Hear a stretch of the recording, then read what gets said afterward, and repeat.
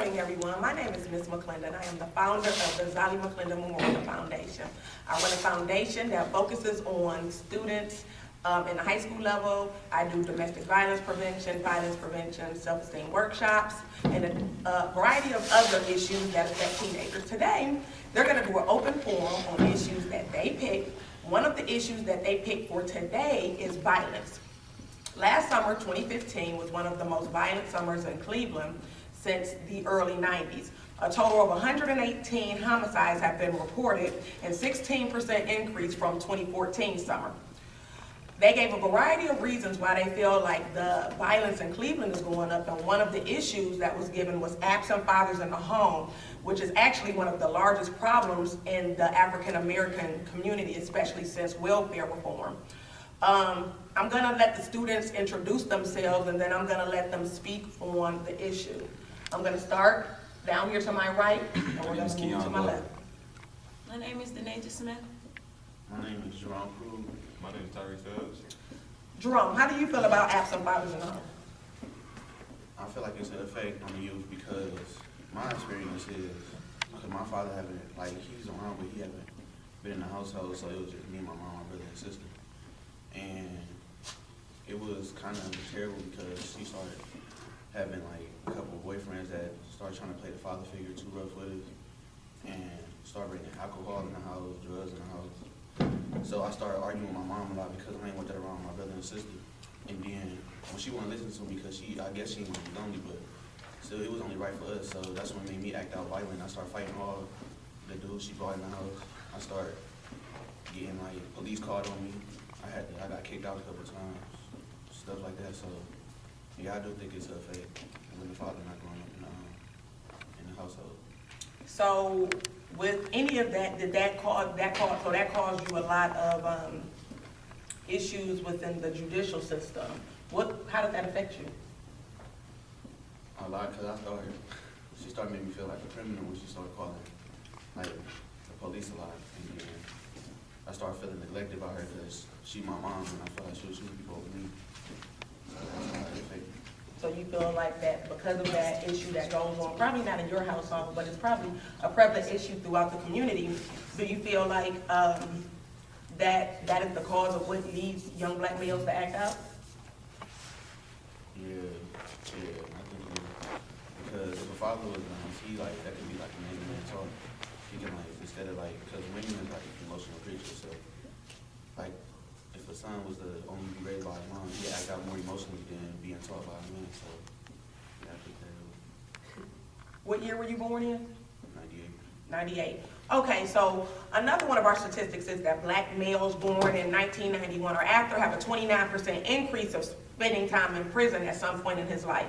So what he basically did was provide a direct correlation as to an issue that also creates in the community. Some other issues, especially that we've been seeing in the news with Eric Garner's, the Tamir Rice's, and the many other police brutality situations that we had, is that some of these students in this community, which is the East 55th Central Quincy neighborhood in Cleveland, Ohio, is a lot of quote-unquote police harassment. We've had students that have had issues with that, teenagers going all the way up to adults. Denaja, how do you feel about that? I got harassed by the police once, and it was a fight, down the street from our house, and me and my little brother was sitting on the corner, and the police rode up on us and told us if we don't get up to the corner, he's taking us to jail. And I felt like we can stand wherever we want to, and That's all? And then, but once you told him that, then what did he do? he just told us to get out the corner, Mm-hmm. and he'd take us to jail. And after that, he just rolled off. You just rolled off? Yep. And then what did you do? I stood right there. Okay, all right then, no problem. Have you seen any of your friends, especially your young male friends, experience any harassment in the Yes, community? yes, my little brother, they accused him of killing somebody. How old is your little brother? My little brother is 17. Okay, and what came of that? They was at the park. He was at the park with my nephew and his friend, and they wrote up on him and told him that he fit the description of a murder. And they grabbed him, slapped him, told him they would throw him in a garbage can, and told him that they took it to my mother's house and told her that he fit the description of a murder. Did they give him the description? No, Did they give your mother the description? I believe so. They just said that he was a young black male. That was the description. Yep.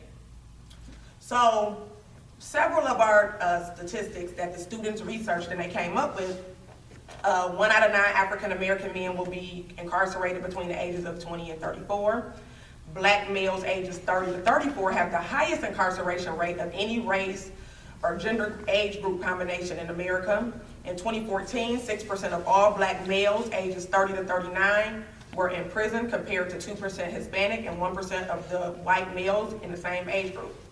Lifetime chances of going to prison are 32.2% for black males and 17.2% for Latino males, and while only 5.9% for white males. 1 in 3 black males will go to prison in their lifetime. The leading cause of incarceration of an African American male is a nonviolent drug offense. And actually, personally with myself, I've seen that drug offenders go to jail longer than what rapists and child molesters get. Keon, would you like to weigh in on any of these statistics?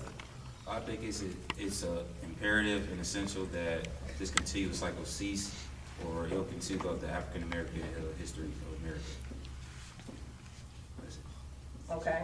Have you experienced anything in your community that you would necessarily like to share or that you want to speak out about? No. No, ma'am? Okay. Would you like to weigh in on them?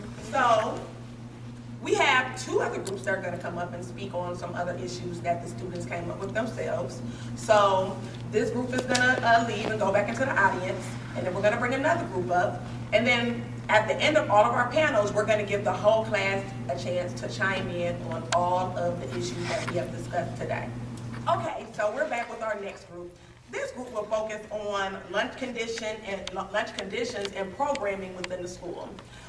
They as well did a bunch of research, and they came up with something that they were passionate about. So what I'm going to do is I'm going to let them introduce themselves, starting on my left, and then we're going to go into our questioning. My name is Clayshawn Walker. My name is Vincent Brown. I'm senior class president. My name is Darko Woods. I play sports. My name is Donald Stroud. I play sports also. Okay, so one of the issues that they brought up was better lunch conditions. Most of the schools in Cleveland Public School District are provided with free lunches, free hot meals, no less, but they are provided with free lunches. The students are not happy with the quality of the food. They say the food doesn't look normal, nor is it edible. They feel like they want the option of paid lunches. They feel like the food looks like something that they might feed people in prison, and they feel like other schools outside of their district have better options in regards to food. So I'm going to start off over here, and I'm going to let him go into why he is so passionate about the food program. I feel like the food is nasty, and cause certain foods that some people can't eat that they still feed us, like the macaroni and cheese, it sometimes be brown, and I don't like some people don't like the color of their food, and it don't taste like real macaroni and cheese. So I feel like schools sometimes let other schools make it. It's nasty. I think we should go all to pay our food because that's real food and not the fake food that we eat now. And everybody like to eat food.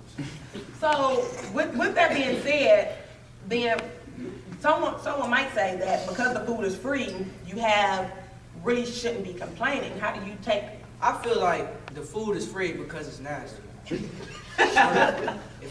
it's free, it's gonna be nasty. It's not gonna be as good quality food as good food. Like macaroni and cheese, nasty. Cornbread still, that's free, of course. The what else? The chicken is not really chicken. It's not even baked. It's boiled, which I think is nasty. And yeah. How do you feel about that? He right though, everything is nasty. So how would you feel about if you were able to, what about the option of bringing your lunch to school? I want to go get my own food. So how would you do that? Get a pie, go get me some food, come back to my pie. But, you said what? But we aren't able to. Yeah, we're not allowed to leave the building. So which leaves you with the only option of bringing your food. Some teachers be petty with the microwave So what do you need the microwave for? to warm your food. So why don't you just bring a cold sandwich? I don't like cold food all the time. So you wanna bring your leftover dinners? Mm-hmm. So how do you feel if someone was to say that you're being ungrateful for what you're being given? I feel like if you was in our situation, you would say the same thing. You would say the same thing? You So, would say the same thing. so what about the options of having paid lunches? How do you think you could go about petitioning your district to give you the option of having a free lunch over here and a paid lunch over here? I feel like if we go up to them and ask them, you know, they probably would, or they should go on strike. The students will go on a strike? I mean, yes, because the food that they're giving us is not good quality food, I believe. It's not good for our health. Okay. Well, just to back up some of the things that the students are saying, even though they really cannot keep a straight face right now. In November 2011, Congress passed a bill, this is when Obama was in office, that school lunch regulations are 1/8 cup of tomato paste would no longer be considered as having a nutritional value of half a cup of vegetables, but instead only as the nutritional equivalent of an 1/8 cup of vegetables. So schools can only credit a volume of vegetables as the equivalent actual size. But do you know how small a half a cup of vegetables or 1/8 a cup of vegetables is? Critics of this move by Congress to claim that pressure was placed upon officials voting on this bill and pizza manufacturers and cheese producers, as it was seen to threaten the ability of schools to serve pizza and credit it as the same nutritional value as vegetables. Many critics have summarized that the situation is now that pizza is a vegetable. Congress decides pizza is a vegetable. However, others have pointed out 1/8 cup of tomato paste stacks up remarkably against half a cup of vegetables nutritionally, and it has an excessive amount of sodium in it, which is also coincidentally one of the highest causes for African Americans dying is high blood pressure, which comes in from a high salt intake. So that leads into more issues that are coming into what the communities are dealing with in this community. So the food would be, the food is something that they would want to petition. Do you guys have any resolutions that what you can do in order to make some changes? I asked for a food truck to be brought in, like at least once a week, and that was promised to us, and then it was taken away without us even knowing. I want to say something. I don't think they'll be able to pay for a food truck. Honestly. Okay. Because, how the way, like, they won't pay for it. Why not? Because I feel like, because it's like, if you could pay for a food truck, then you could pay for some field trips too. That's my favorite. Okay. And it's awesome that he said that, which is gonna bridge into the next issue that they have, which is programming within the schools. Darwin is gonna discuss with us some of the things that he would like to rein in on as it regards to exposure trips and field trips. So I'm gonna let him. Oh, yeah, I wanted to talk about that because I feel that our school needs a field trip to take us on because we don't have any programs in the school because I don't think they can apply those because I don't think the money applies. What you said about lunches and stuff. Give me some examples of some field trips that you feel like that the school has actually taken you on, and then give me examples of field trips you would actually like to go on. Like, they have taken us on like some history field trips because I know they took us on about Jesse Owens into the school. And I think that was cool, but I think we need like more education field trips.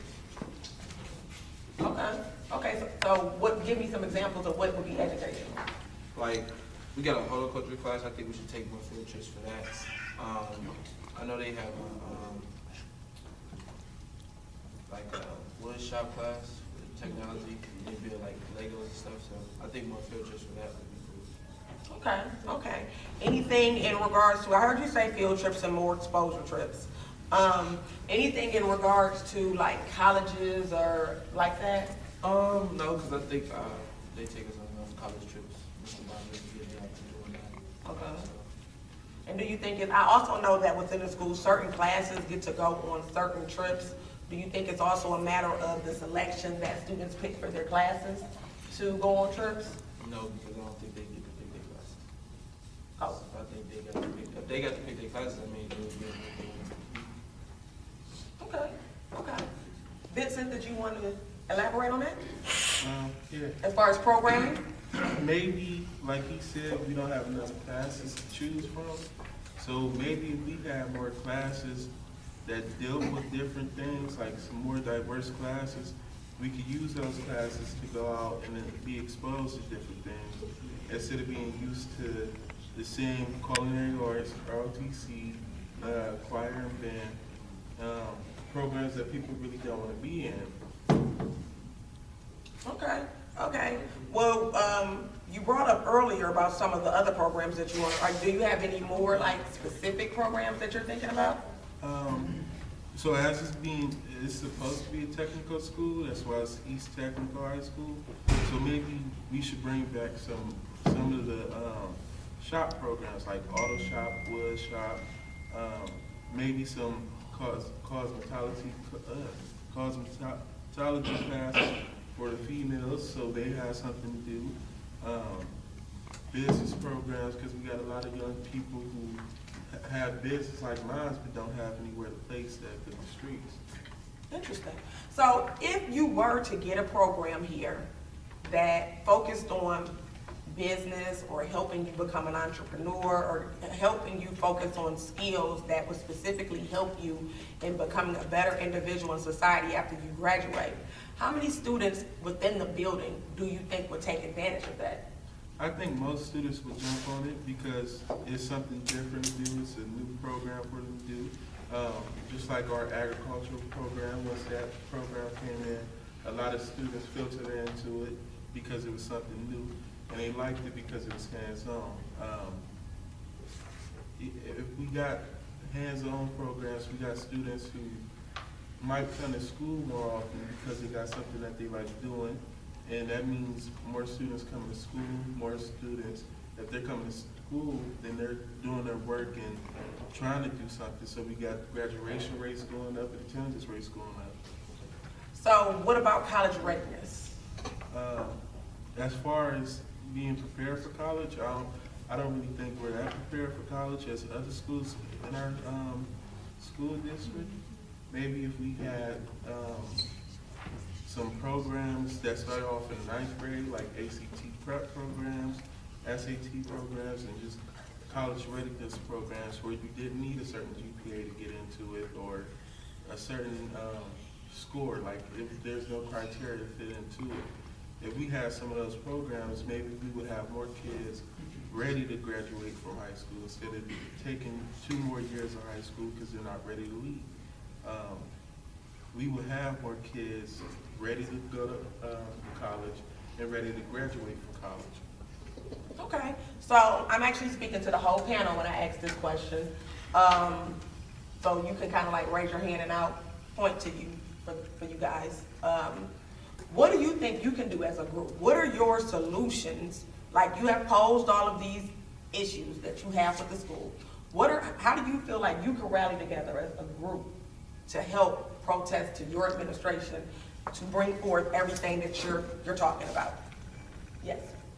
I would say we should like ask more people to join our group so we can ask for better lunches. So, Feel about the lunches, actually. yeah, 'cause we need good nutrients in our lunches. I'm gonna join that. Because our lunches is real bad. Okay. Okay, so now once you get those people in the group, then what do you do? I mean, we'll talk about discussions, which will come, to the administrators about how our lunches should be. If they don't listen, we probably go on strike. I'm sorry. Does anybody else have anything to say? Does anybody else have anything to say? I know like the ACT prep, like we complained about it, and we got in touch with Mr. Richardson. He works at Tri-Season. He comes to school and works with us. And talking to him about it, he started up an ACT prep program for the 12th graders, and it was like a pilot to see how the program would affect us, and to see if we can implement the program into the school. But I don't think I don't think the administrators took the program seriously and actually thought about putting it into school. Okay. Keyshawn, you have anything you want to say? What's that? I'm sorry. Darwin? No. You're good? Okay, so we're actually gonna wrap up this panel for this group. We're gonna come back and touch on more of these. We're gonna come back and touch on more of these subjects. Okay, good morning. We're back again with our audience version of our panel. We have the Director Principal of East Technical High School, Mr. Taylor, here. He is here to answer questions for the students and all the issues that they have regarding the school issues. And he's also here to participate in any of the other discussions that the other two panels had. So I'm gonna let them get started with the school issue.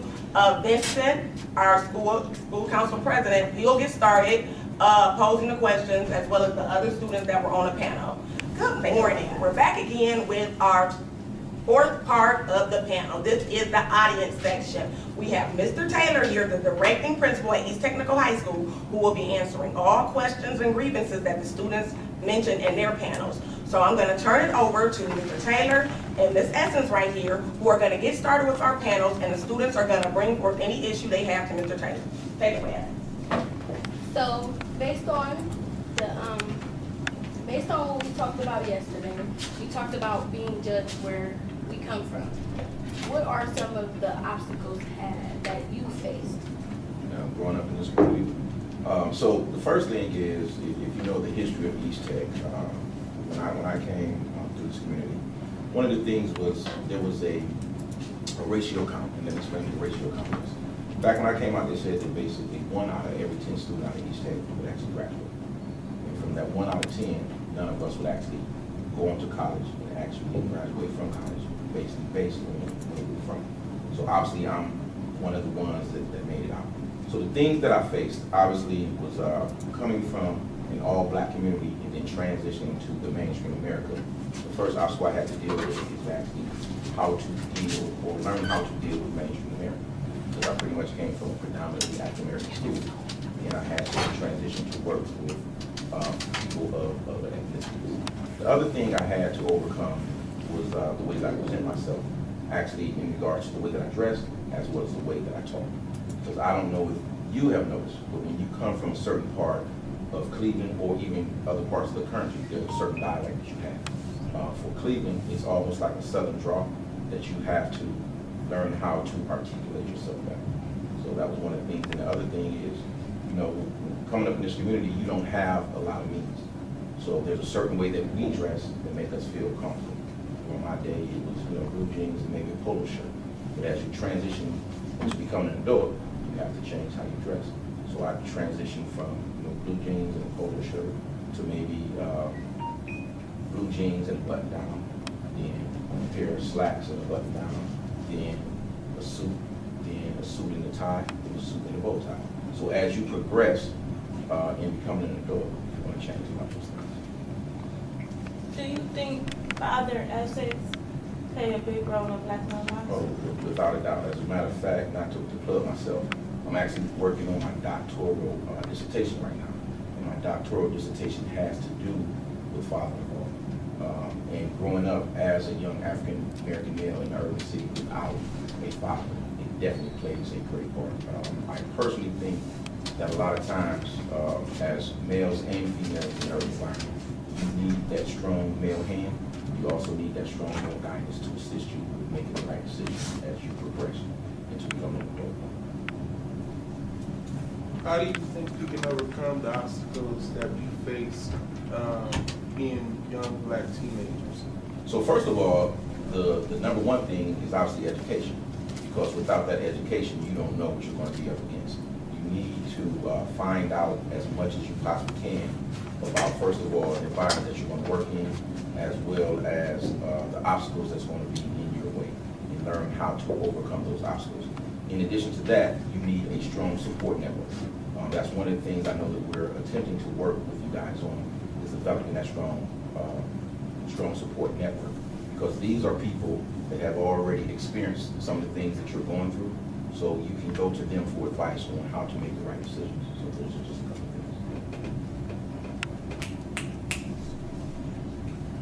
of things. So, as far as school goes,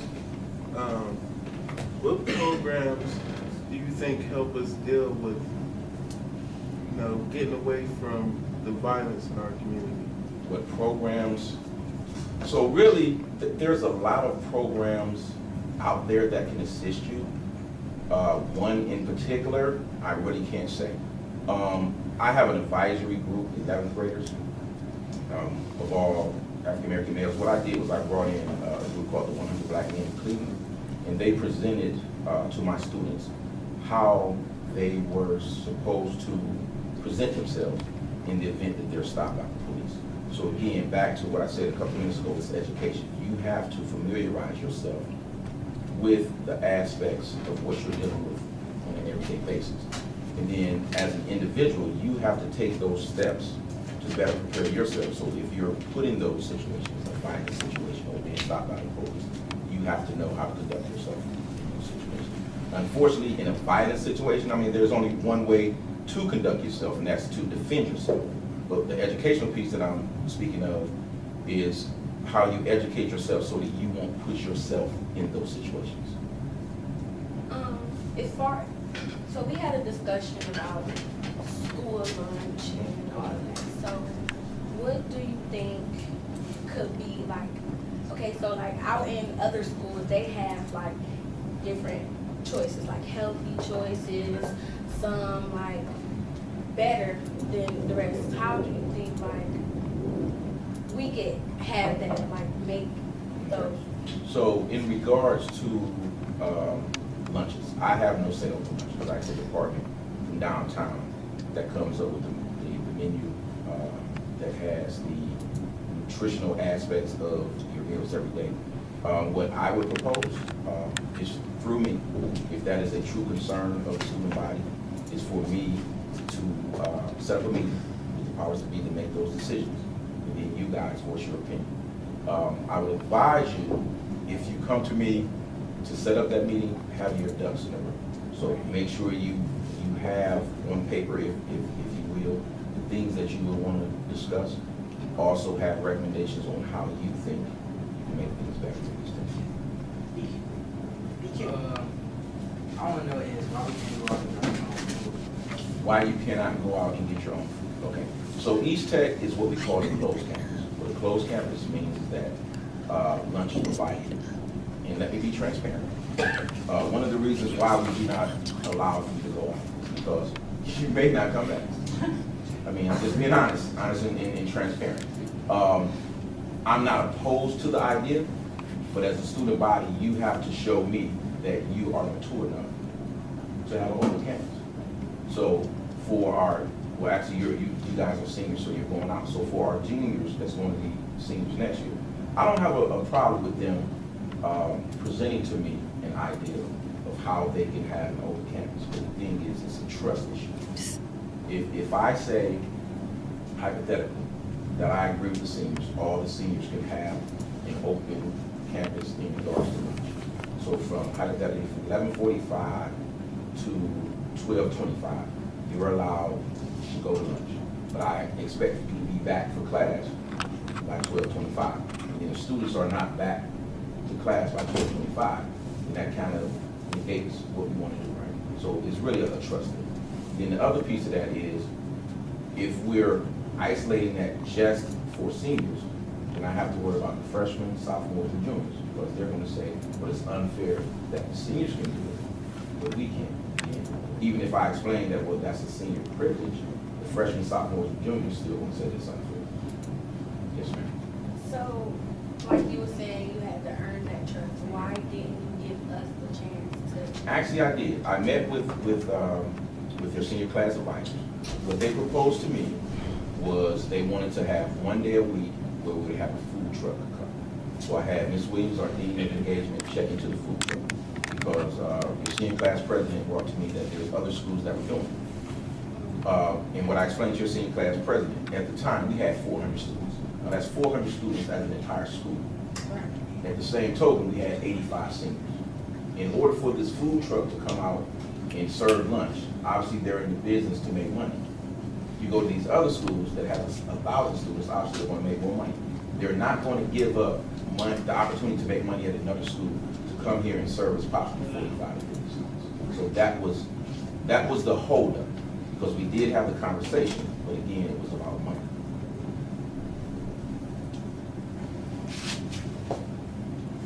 Anyone else? Yes, sir. I don't know, why.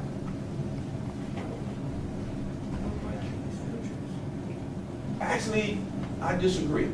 You go on a lot of field trips because I'm signing these permission slips every day. And your senior class advisor will tell you this as well. I sat down with them last year because that was brought to the table. We don't go on that many field trips. So what I told him and the rest of the senior class advisors, if you come up with the ideas, you bring the ideas to me and you propose the ideas. If the ideas are good ideas, then I'm going to okay it. I'm not the person who sets up field trips. I'm the person who approves field trips. So if you bring these ideas to the table and they're good ideas, then I'm going to approve it. They haven't brought any ideas. So the field trips that you go on are all teacher-generated field trips or community member field trips. But none of the field trips have been from the senior side. I wanna know is why, can we still impeach some people? At this point, no. I mean, we only have about 7 weeks of school left. What I would advise you to do, because obviously we're trying to get you guys more involved in what goes on. Since I've been here, I've always said that the students have a voice. And what I've attempted to do is give you a voice. What I would advise you to do is start having conversations with the juniors so that they can come to me at the end of the year and say, these are the things that we want to propose, so that their experience next year will be a little different from yours.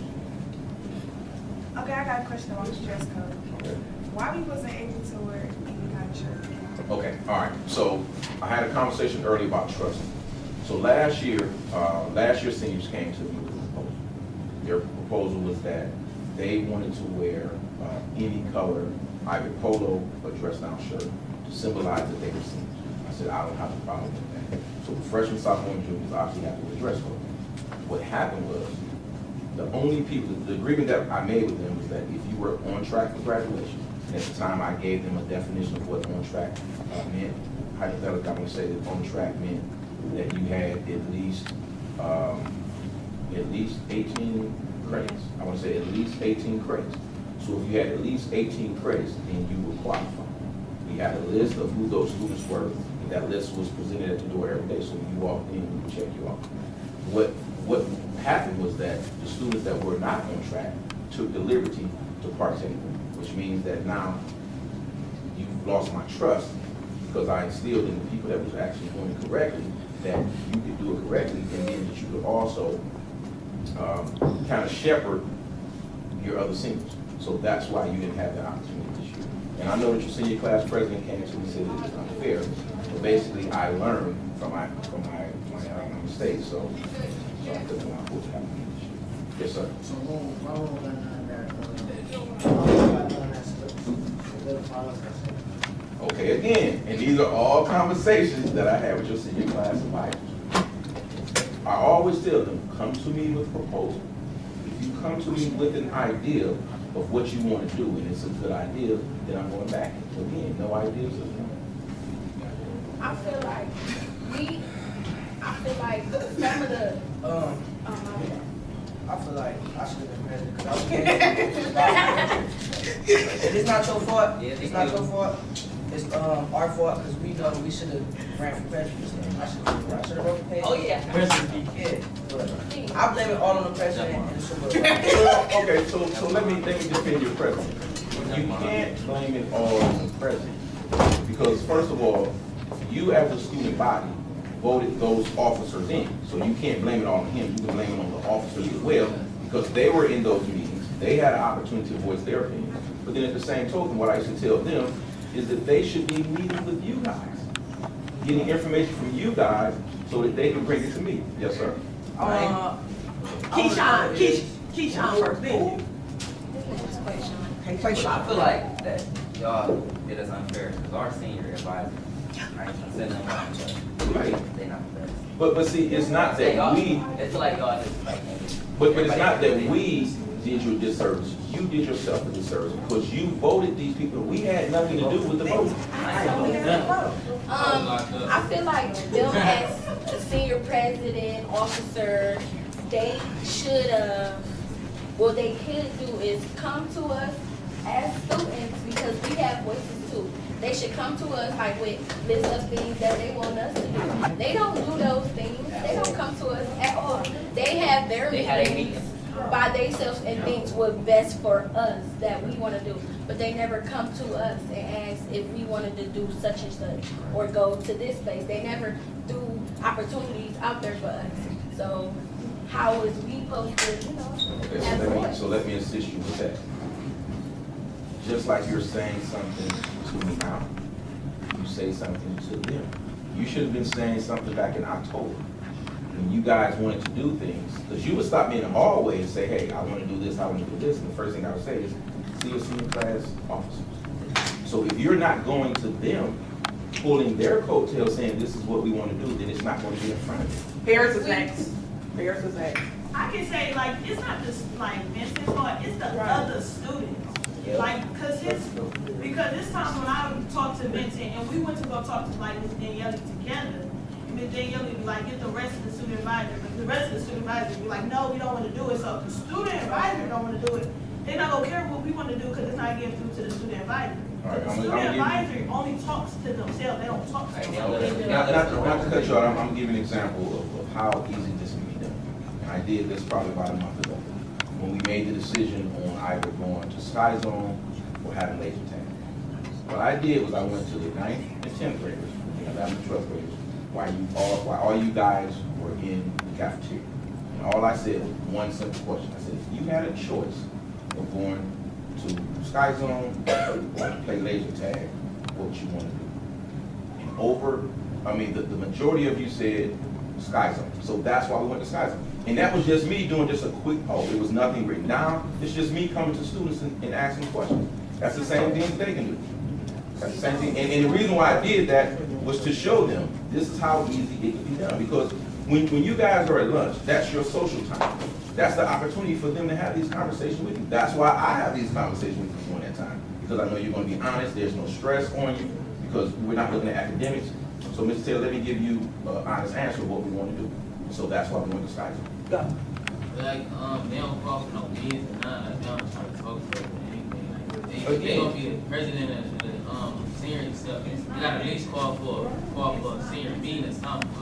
Well, you guys, in their defense, you have senior meetings, because I've been to your senior meetings. But again, We don't have no say so. We supposed to be heard. But we had senior meetings and they never stepped up to the plate. They never came up and said nothing. so again, my advice to you would be to have conversations with the juniors the next year. All right. So that they can learn from basically what your concerns are. Yes, sir. I want to say this. I don't think they're doing their job, sir, because they be picking up, sir, can I speak? Let me speak. Every time I would come in the library and they so-called having their meetings, they would be arguing about little stuff, about their own personal stuff that's happening. And I was thinking like, ain't you supposed to be president and like, I'm like, the officers and stuff. So I'll be like, why y'all in the office? I think I should be in the office. I would plan field trips. I would ask people what they want to do. I would have planned some of the dances that we were supposed to have, and it's a lot of stuff I would get. I believe I should be president, and If I was president or something like that, I would have passed election.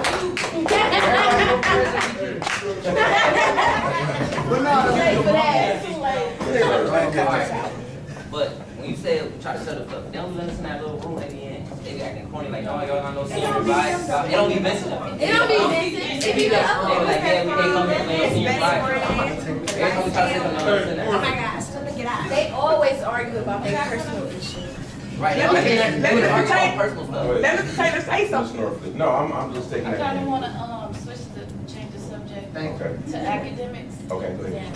Do you feel like the teachers are getting our students college ready?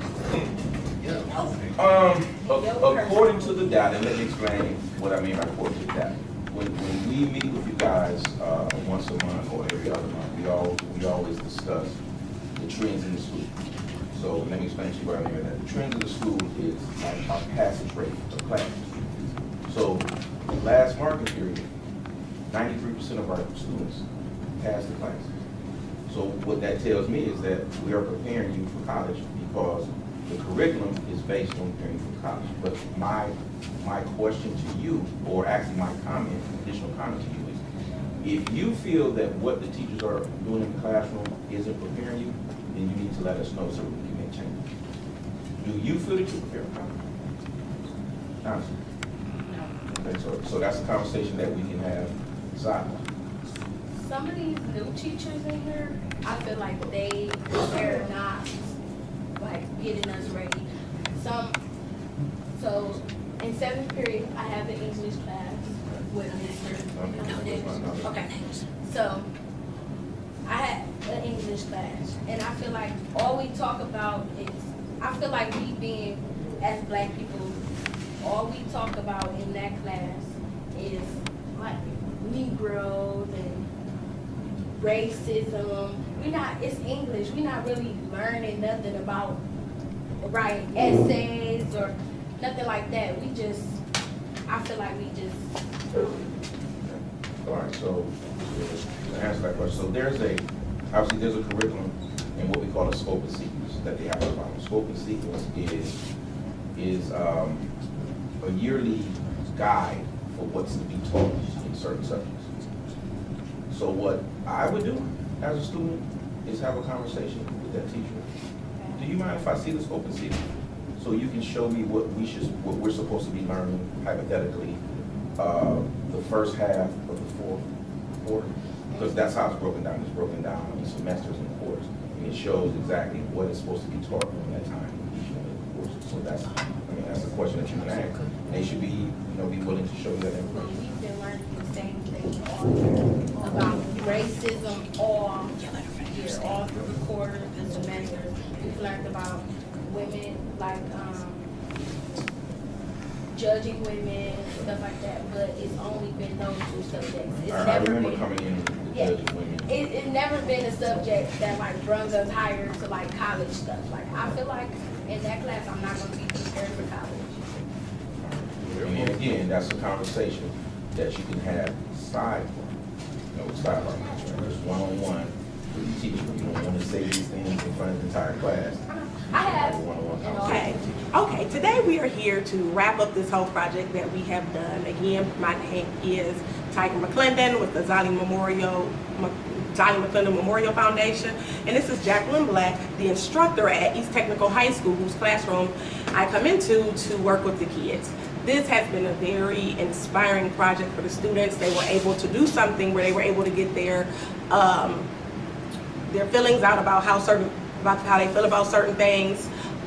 It helped them. They learned how to work cameras, direct. It gave them a lot of opportunities that they didn't know that they necessarily had the talent to do.